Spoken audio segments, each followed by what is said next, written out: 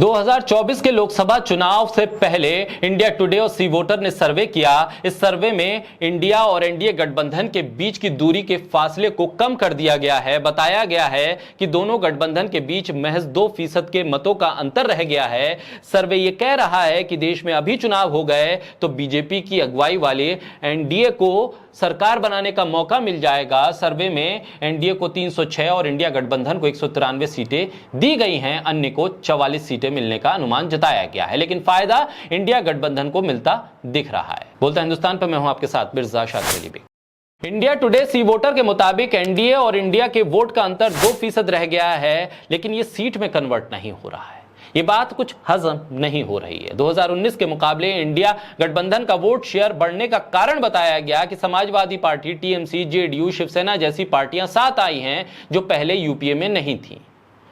और वहीं इंडिया गठबंधन में ऐसे दल भी जुड़ गए हैं जो एनडीए के साथ हुआ करते थे। 13 राज्यों में एनडीए का वोट 50% से ज्यादा है, जबकि तमिलनाडु, केरल और दूसरे राज्यों में इंडिया गठबंधन हावी है।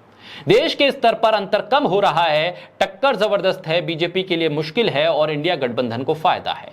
महाराष्ट्र, बिहार और मध्य प्रदेश में एनडीए को नुकसान दिख रहा है, लेकिन कर्नाटक में सर्वे बता रहा है कि कांग्रेस को ज्यादा फायदा नहीं हो रहा है। राहुल गांधी की लोकप्रियता भी सर चढ़कर बोल रही है। 75 और 25 के आंकड़े पर ये दोनों का गणित पहुंच गया है। 25 के आंकड़े पर प्रधानमंत्री मोदी और 75 पर राहुल गांधी है। तो क्या राहुल गांधी की लोकप्रियता का बढ़ना और फिर ऑल इंडिया सर्वे में दोनों गठबंधन के बीच 2% की दूरी का रह जाना सीटों में कन्वर्ट नहीं हो पाएगा?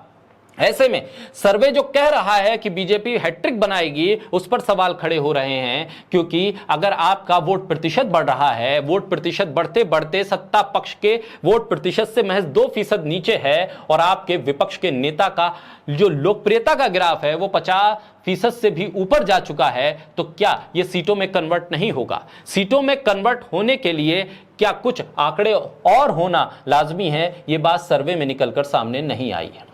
सर्वे बस मोटा मोटी इस बात पर जुड़ा हुआ है कि अपने आप को निष्पक्ष बताना है, यह भी बताना है कि विपक्ष भी कमजोर नहीं है, लेकिन सत्ता में बीजेपी को पहुंचाना है, यह भी आखिर तक होना है। ऐसे में बीजेपी के गठबंधन वाला एनडीए कुछ बेहतर कर देगा, इस उम्मीद में ये तमाम सर्वे हो रहे हैं। चुनाव से पहले ब्रांडिंग भी हो रही है, प्रोपेगेंडा भी हो रहा है और एजेंडा भी चलाया जा रहा है। लेकिन विपक्ष के साथ जो गोदी मीडिया है ही नहीं, उसके सर्वे पर विपक्ष कैसे भरोसा कर ले, उसका मतदाता कैसे भरोसा कर ले? जो ऑनलाइन सर्वे हो रहे हैं, जिसमें कोई भी आप कमी निकाल नहीं सकते हैं, जिसमें आप मैनिपुलेशन नहीं कर सकते हैं, वो सर्वे तो बीजेपी के खिलाफ ही जा रहे हैं।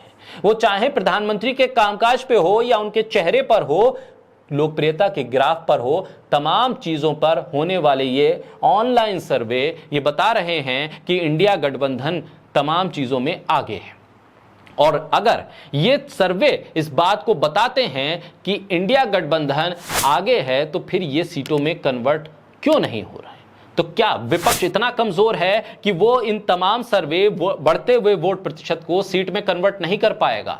सर्वे कराने वाली एजेंसी, ये तमाम गोदी मीडिया क्या ये समझता है कि विपक्ष का नेटवर्क, उसका संगठन, उसका काडर क्या हर बूथ पर इतना कमजोर है कि अगर वोट प्रतिशत उसे बढ़ रहा है तो वो उसे सीटों में कन्वर्ट नहीं करवा पाएगा? तो क्या गोदी मीडिया और तमाम सर्वे ये बताने की कोशिश कर रहे हैं कि जहां जहां भी इंडिया गठबंधन का वोट प्रतिशत बढ़ रहा है वो कोई खास इलाके हैं, खास राज्य हैं, या किसी खास पार्टी का कोई वर्चस्व वाला एरिया है जहां पर ये वोट प्रतिशत बढ़ जा रहा है और बाकी इलाकों में उसका असर नहीं हो रहा है?